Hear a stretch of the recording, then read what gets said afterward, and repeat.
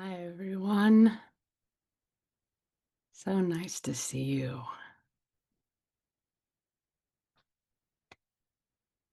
It's an auspicious day. I see we have a John Tarrant in our midst. It's like Where's Waldo? If you put it on gallery view, you can probably catch a glimpse of him, which is a very nice thing. But it's nice to have you with us too. Let me just have a look at you here for a minute. It was nice to see some names we haven't seen in a while. Nice to have a temple to come to, isn't it? Where we were last week for session, this kind of crazy Hanuman yogic Ayurvedic temple in the Santa Cruz Mountains. And in one way, it's the least quiet place you'll ever find for session. We could have been in Grand Central and probably had about the same conditions for quiet. And in another way, because it's a temple, 90 people live there year round.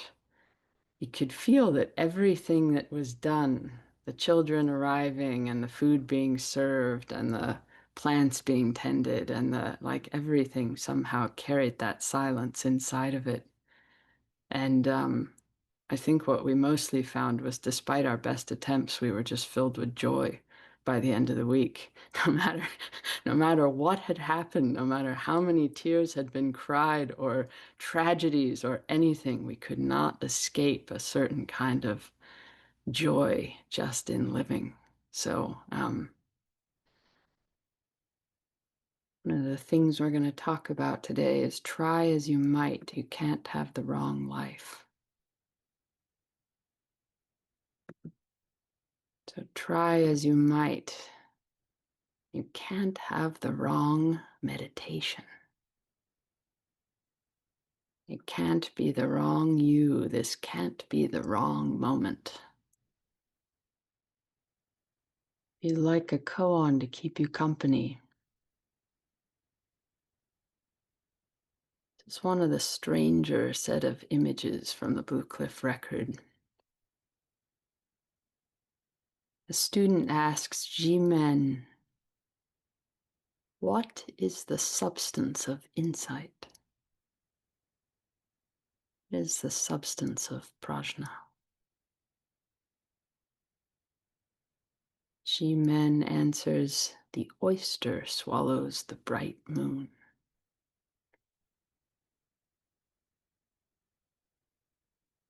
The student didn't quite understand. He says, well, what is the function of insight?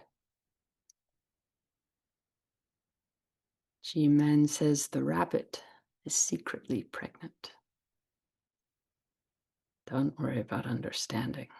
Just sort of let it happen. Yeah, so hi everyone. I'm very happy I can tell you John Tarrant is on the mend. And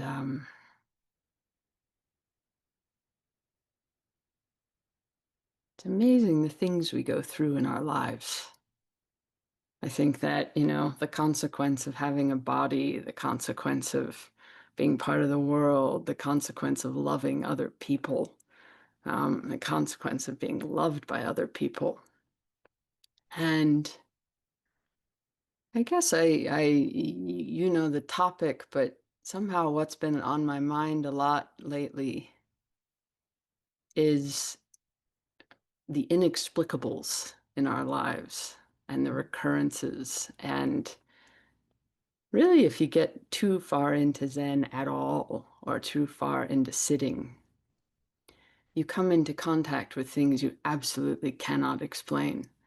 And they happen enough that you get very interested in the things that you cannot explain because you can't deny it, but you still can't quite explain it. And Jung said, Jung said a great thing, which is never do human beings speculate more or have more opinions than about things they do not understand. I thought, yeah, that's it. We were fascinated by these things that come to define and restrict and imbue our lives with meaning, in a sense. And we resist them sometimes terribly too. But one of the things I particularly notice in a long, deep retreat, but really any kind of concentrated psychic field, which starts to happen as you meditate more always, but definitely seems to happen as you get people together who are doing such a thing, is that it becomes undeniable that things have their, almost like a big hand that's just sort of gently moving someone over here, or putting a wall here, or opening a door here, or and it's interesting how it progresses over the week, because usually at first what happens is that we get irrefutable evidence of our stance on the world. You see that you really don't belong, or you really are getting too old, or people really don't love you, or you really start to. And if you're lucky, something exactly perfect will happen just for you that will prove it beyond a shadow of a doubt. Um, you will wear exactly the wrong thing to the Zendo, and the head of practice, who never says anything about that, will make a huge announcement about it, and you will immediately be filled with, I knew I'm in exactly the wrong place, and I'm exactly the wrong person. And if you can bear to stay past that point, which is always the first gate, you can stay past your proof. Um, Usually that self that holds the world so certainly will begin to quake and dissolve a little bit. And that's sort of the karma side, which I'll get to. I guess part of what I was interested in today is, of all these irrefutable things, fate and karma and coincidence are all a little bit related, but they're a little different too. And so I've really been thinking the last few days and kind of looking into, well, what distinguishes them? And I want to spare us all from trying to explain them, because that will make them small and subject to thesis. But I do want to kind of just populate each one of them to see, well, what are these phenomena that are so undeniable in our lives, and what's our relationship to them? What are they asking of us? Um, we had a friend with us the last few days who is going through some very intense grief in his life. And he told me such an interesting story, which is that for 20 or 30 years, he's been looking for a very certain kind of notebook. He likes to journal and he likes to do certain things, but every city he goes to and every trip he takes and everything that happens, he's been looking for a very certain thing, and he's never found it. And in the somewhat madness that is his grief right now, somehow he opened his front door last week, and in an Amazon package were three of the notebooks that he's never been able to find, exactly as he had imagined them. And when he looked on the package, they were from him to him, but he had no memory of making this order. And so he was really perturbed by this. And so he went back in his Amazon orders, couldn't find any record, called Amazon, couldn't find any record of the order. And so he's just having to kind of relent and accept the notebooks. And in a way, there's a kind of fated aspect that some part of him always knew there was going to be something to write. And yet, he didn't know when and he didn't know how, but clearly the time has arrived. And this is part of, I think, the role that synchronicities play. Um, Let me say a little bit about fate first. So the fates, some of the most, if you look in Greek, there's plenty of other I think it was the Norse people, that your fate used to be written on a tree, or in certain African societies, it would be written on your forehead, and maybe you'd come along with somebody who knew how to read it. But the Greeks, there were the three fates who were considered the ones who would spin the thread of your life.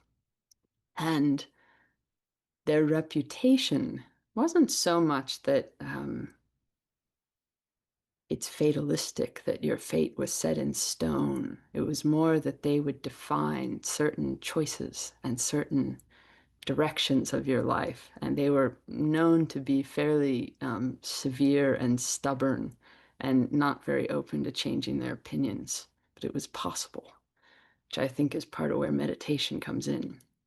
But Clotho is the spinner with a spinning wheel, and it's her job to make the thread itself and the book of fate that defines human life. And then the second is the measurer, the allotter, and their names, the Moira, the Moire, mean allotment, your share of the universe, your share of this one precious life. Somehow they have a hand in. And then the third, who is her name, Atropos, is the unturnable. She's the one that's the very most stubborn, which is the length of your life and how you might meet your fate. And she she has ominous scissors and a scale of judgment. So she's the one you don't want to mess with. And it's interesting how in the old myths, and certainly in our old lives, there's so many ways we try to argue with fate, or tempt fate, or dare fate, or sometimes get involved with other people's fate. And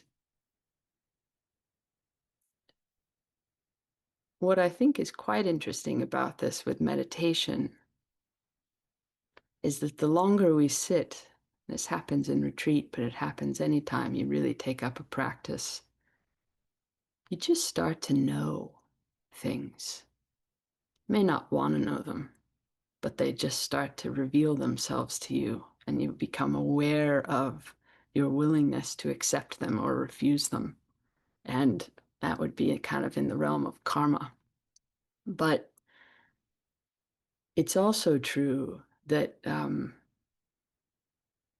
there's some kind of rightness about harmonizing with our fate, whatever it is. Someone was telling me a wonderful story during the retreat because she met her husband through this incredibly fateful encounter. She had a whole career and she took a weekend trip and she stepped off a boat, and there was the man she was to marry. And she really never went back to her old life. And she was saying to me how the marriage was not an easy marriage, that there was a lot that was difficult about it, but that somehow she knew that it was the right life for her. And there's a lot about fate, our particular fate, that it's a gift, but it asks something of us. And I knew a man a few years ago. He was a certain kind of body worker who's called a bone setter, which always sounds to me a little like the three fates. You don't want to mess with him, but he was a very sweet guy. And both his grandfathers were healers in different traditions. One was a East Indian healer, and then one was a South American bone setter. And he spent much of his early life in their midst and learning and sort of being, in a certain way, indoctrinated into their worlds. And as soon as he was old enough to go to school, he wanted to get as far away from them as absolutely possible. And so he tried to go to college, and then decided that wasn't far enough. And so he went to Japan. And there was this sense that he kind of knew where he was destined, but just really couldn't face it yet. He had to grow up a little. So he's in Japan and he's teaching English. And there's a little girl, and she falls and she hurts her wrist. and she kind of looks like she kind of misplaces it. And in Japan, especially if you don't know a person, touching them is not usually a good thing. But he somehow knows exactly what to do to help the child, and so he decides, to intervene, and he sets her wrist, and she gets huge wide eyes and looks at him and runs away. And he thinks, oh, I've done it now. And the little girl comes back holding the hand of her grandfather. And the grandfather says, how did you know what to do? And he said, oh, it's nothing. My grandfather was a bone setter. And he said, oh, you'll need to come see me then. He said, well, why? And he said, well, I'm a bone setter and I teach. I teach this, and a class is starting next week or something. And it was no small feat. The thing that it was a 300-person class and 4 people made it to the end. So arduous was the training. And after that, it took him another 10 years before he could actually begin to work on people, because somehow he knew that his psyche wasn't mature enough yet to do what he was going to be asked to do. And fate is somehow like this. That, there's that old hilarious story about, a man runs into death at the marketplace and runs and screams and walks back and tells his boss, I got to get out of town. And the boss somehow sees Death later and says, oh, what happened? You scared this man so bad. And Death says, oh, I'm sorry. I was just surprised. I had a date with him in this other town tonight. Um, so there's both this sense that certain things are meant for us. And you can do a lot to not just be subject to them.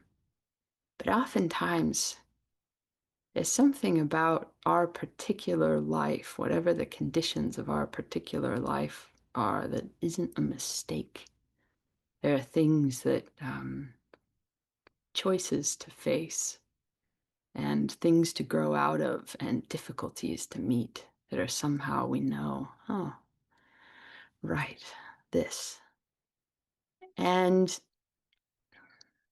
this is a real thing in our tradition as well. There was one of the famous stories is Guishan was working at a cook as a cook, and a man came rolling in, prophecies, and is not exempt of prophecy whatsoever, and said, "There's a mountain that can support 1,000 monks. I'm here to see the man who's supposed to go get it started." And the acting teacher says, "Well, I can do it." And he says, nah, your body can only support 500 monks. I'm looking for someone else. And so they have a bit of a competition. And Guishan's the clear winner. They send him off, even though he's not the head monk. But he waits for 8 years by himself in a little lean-to temple. And this is a very interesting thing about fate, too, that we may have an intimation of something. Particularly if you have decent intuition, you know something, possibility, or you have a sense. But time is this whole other thing that's involved, and other steps in the universe that may need to come into focus, or like my bone setter friend, other things that may need to develop. So Guishan sits there for 8 years, and as the story goes, finally he thinks, well, maybe this prophecy was just wrong. And he packs up, and his jacket gets stuck on something. And he turns around, and there's a tiger that has his sleeve in its mouth. And he thinks, oh, maybe I better stay. Um, and so he does, and within a couple days, monks start rolling through, things start unfolding. And this is somehow part of it too, learning to read the world, learning to in a sense, wrest our certainty about our own plans and what we think is needed and who we think we're supposed to be and when it's supposed to be happening. And as meditation, it doesn't matter what stage of life you are, those things can, someone recently said, I'm planning the rest of my life, think, oh, good luck. Um, but that something's guiding us. And as the mind gets quiet, that's the interesting thing that happens toward the end of session. As the mind gets quiet, you realize you don't know exactly where you're going or why, but you always somehow end up in exactly the right place. You get waylaid on your way of opening the temple, and you realize someone else got there early and they already did it.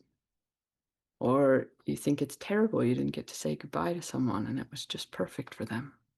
It's just what was needed. And so we stop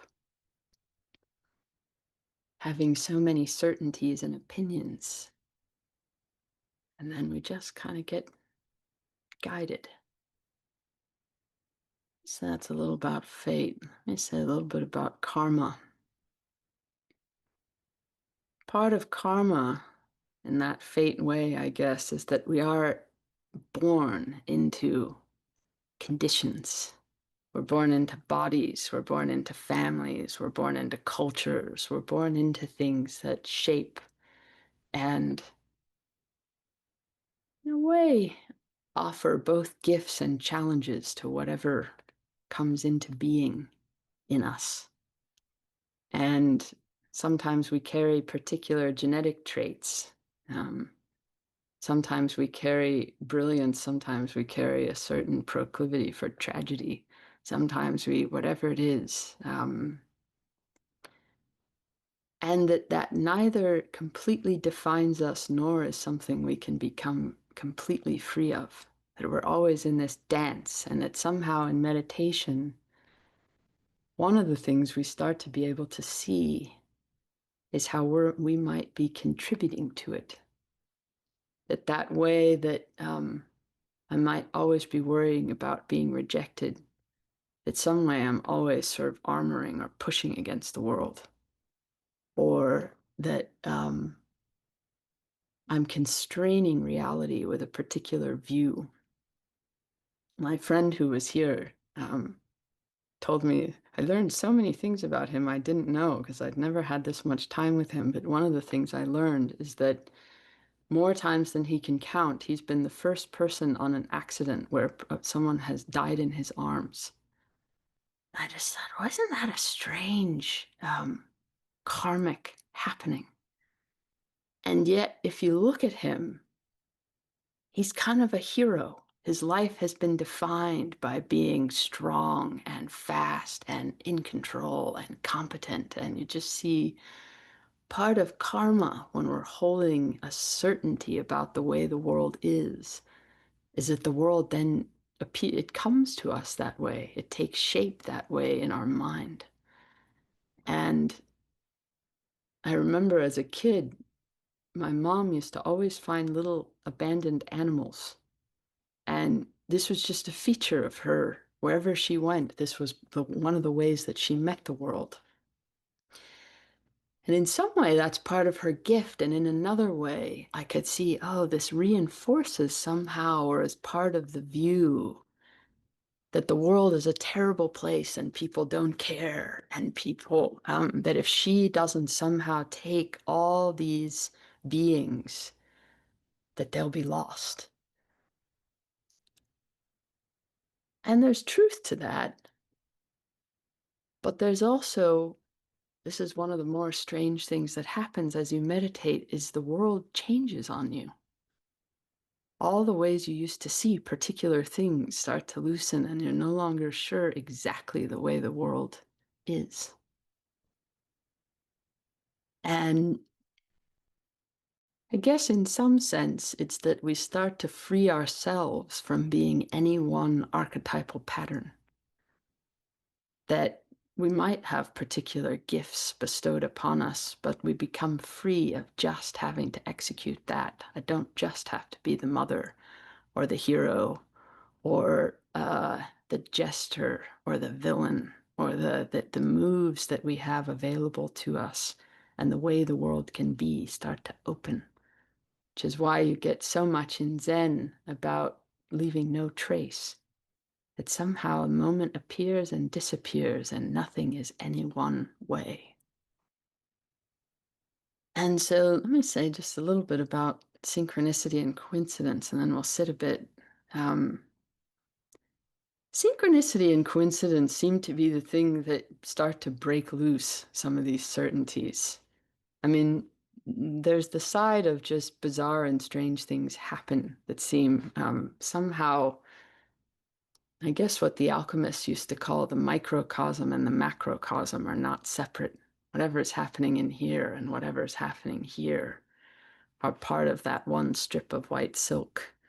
Jesse did a very fun, amazing talk during session about the universe just being one strip of white silk. But there are very interesting things that happen. There's this probably there's this ridiculous thing on the internet called the cat distribution system, which is that whenever you're due a cat or the right cat has come into the universe for you, strange things are orchestrated so that that cat somehow appears in your yard or in a place that, in a trash can behind and people have these elaborate, amazing stories about their encounter with the cat distribution system. And it always goes against your opinions whether you were looking for a cat or not, whether you already have, 12 cats, something, you just know this is the cat for me. The distribution system has ensured it. But other very interesting things happen. People get locked out of the Zendo during exactly the right moment that they're sure that they need to be inside the Zendo. Or John and Michelle were telling me this crazy story of 25 years ago, the first sort of creative retreat that they did, they called the Phoenix in the Fire. And a goose flew into a telephone wire at the beginning of a retreat and exploded. And they thought, we need to be careful how we're naming things. And a man stood up in the middle of the retreat and said, this is the most amazing thing in the world. I need to go home right now and tell my wife, and ran out of the Zendo and never came back. You just think, where do these things come from?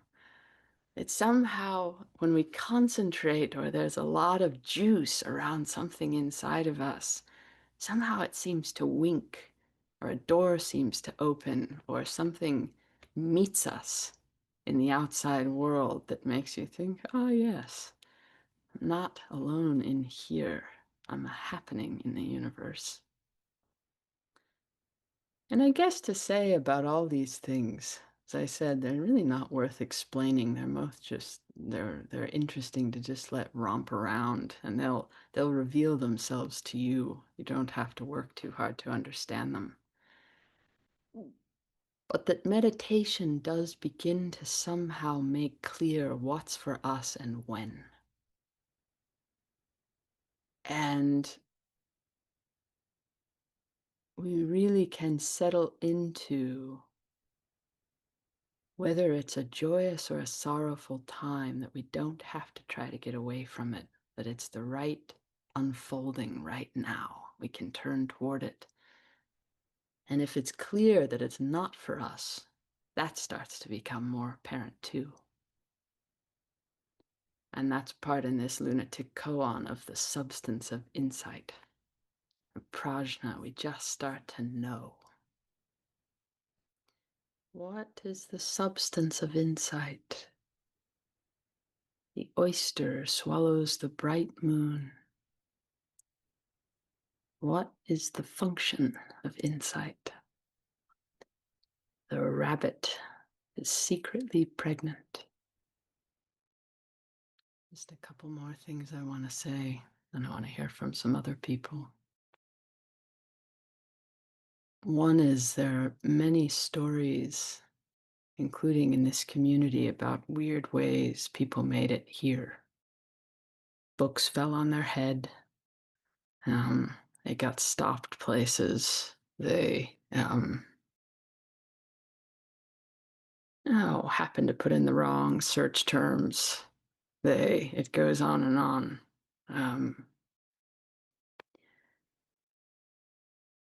But what's nice about that is you can never quite be sure what you should be doing and where it's going to get you.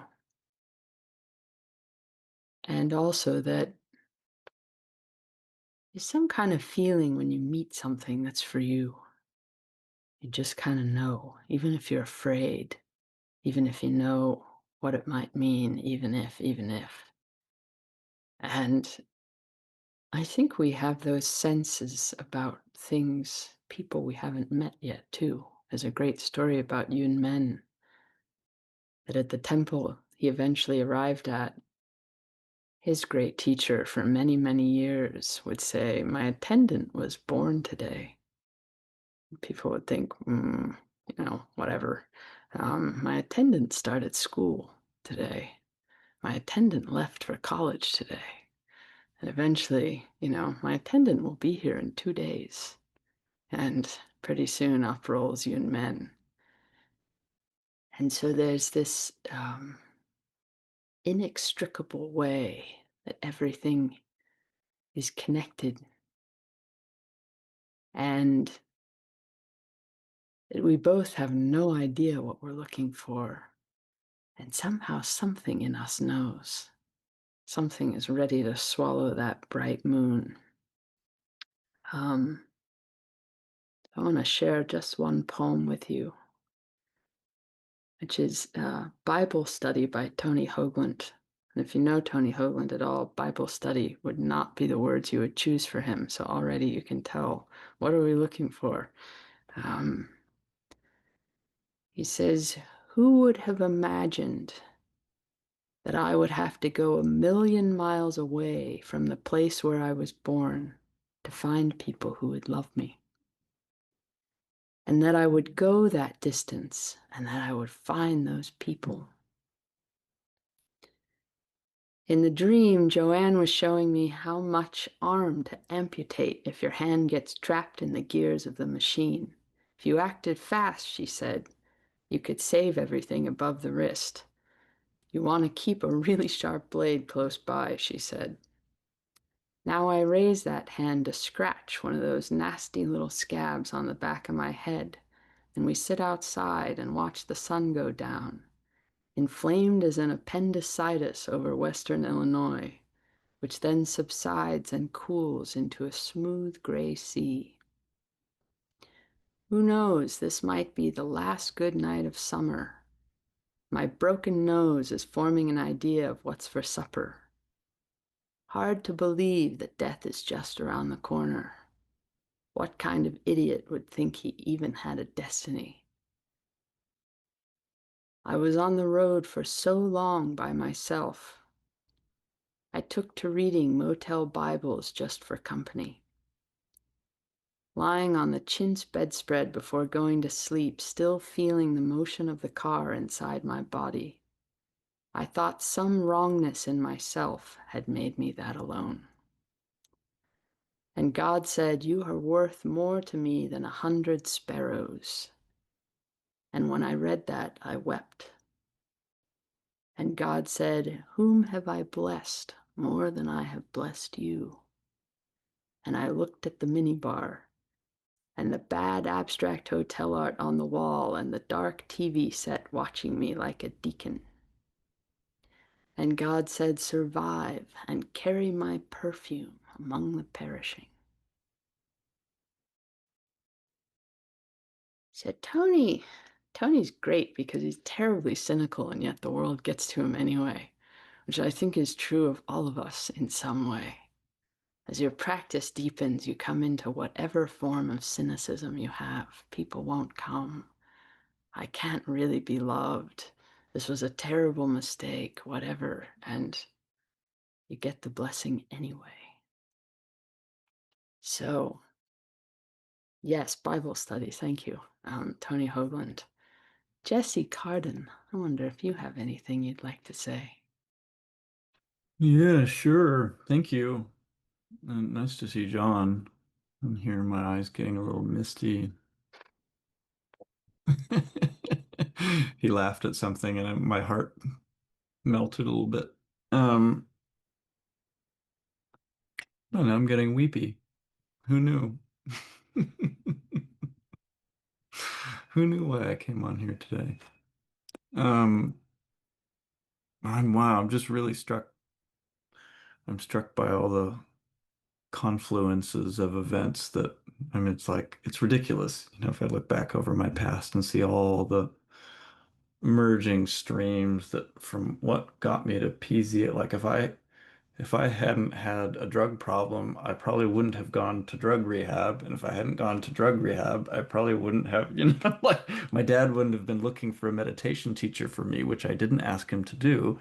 And then he might not have found John's writings, and then we might not have gone to a session together. And then, here we are 20 years later or something.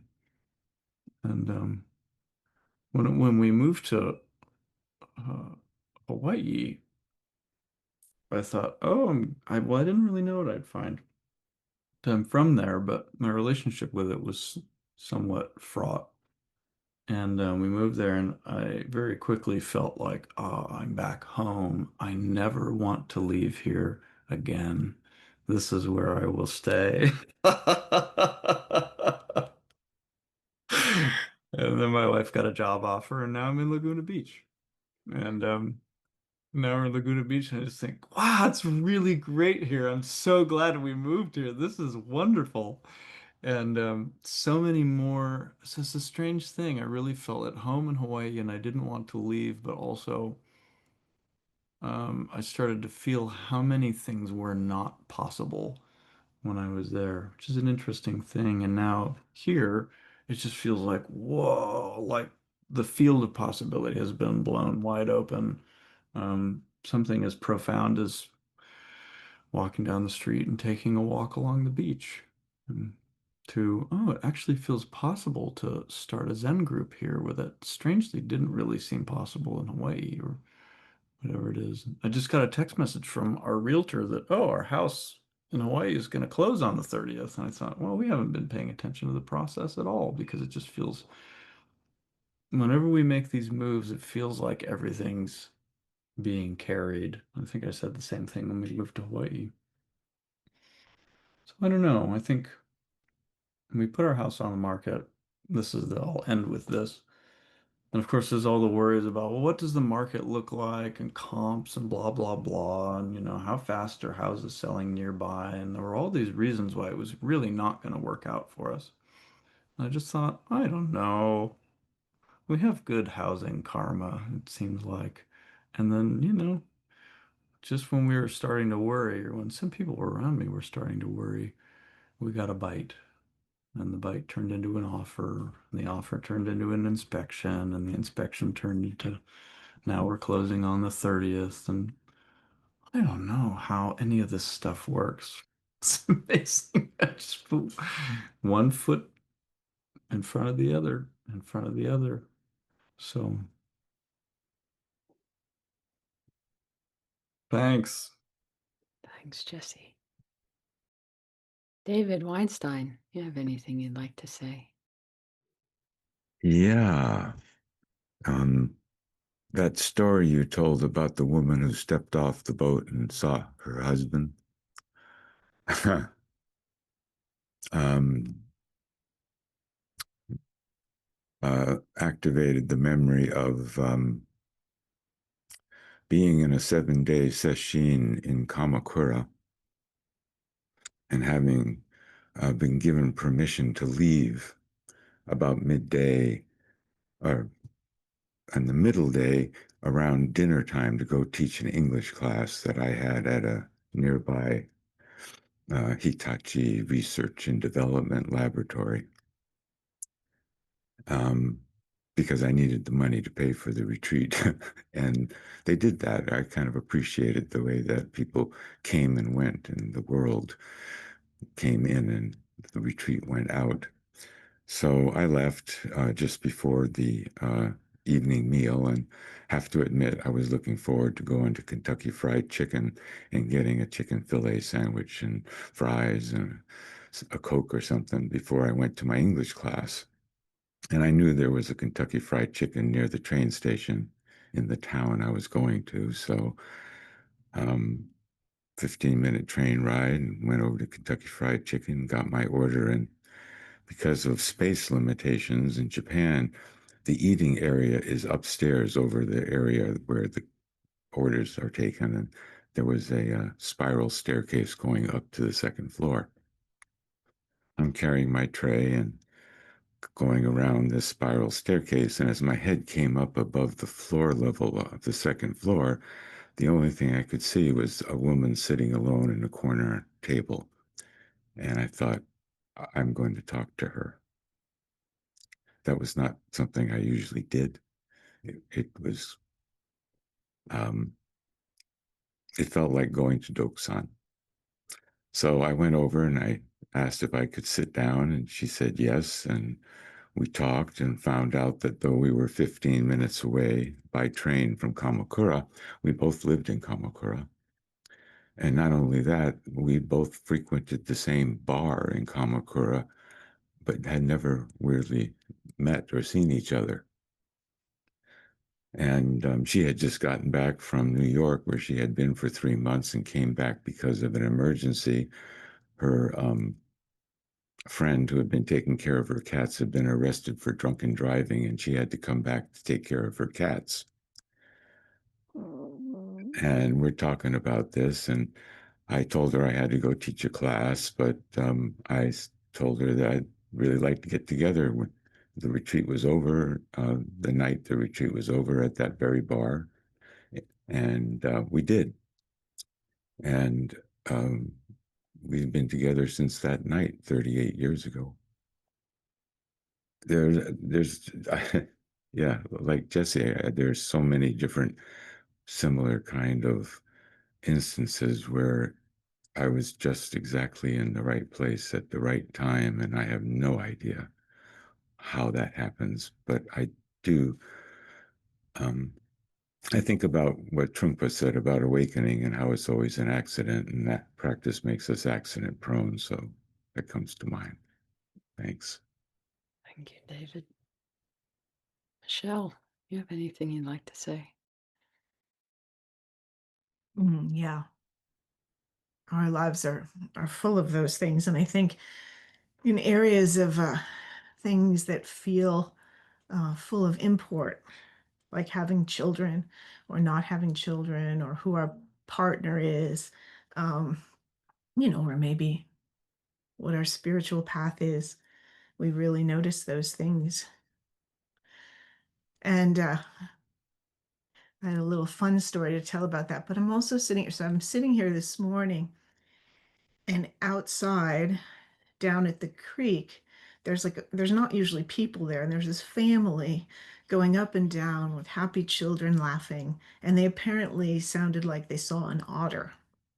And so they were very excited, and I was having the experience, sort of the vicarious experience of imagining the otter and their whole experience and the happiness of their voices. And I guess I want to say that too is it, right? That too is not the wrong place. It's not just the really big things that we know have portent forever, but also everything. It's just like it's there and it's for us if we don't fight it. But I do have a little tiny a story. This is someone told me the other day, and it seems so apropos. He and his wife, she was pregnant with their second child, and they went to visit his grandparents, and the grandparents wanted to know, what are you going to name the child? And they knew it was a girl. And my friend was pretty sure they were going to name her Natalie. But they thought, well, they would tell their grandparents some of the other things that they had been considering. And one of the things they said was Nora Lee.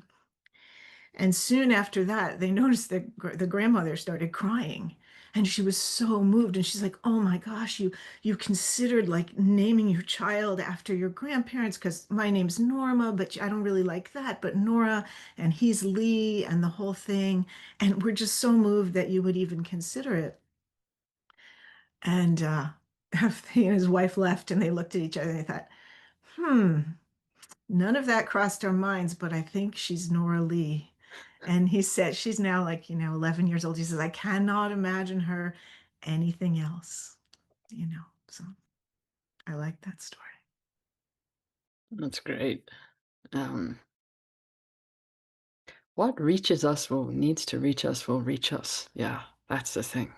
We quit holding so much off. Yeah, but much as I'd love to keep sitting with you, and I would, it's come time for something else. So, thank you for being here, everybody.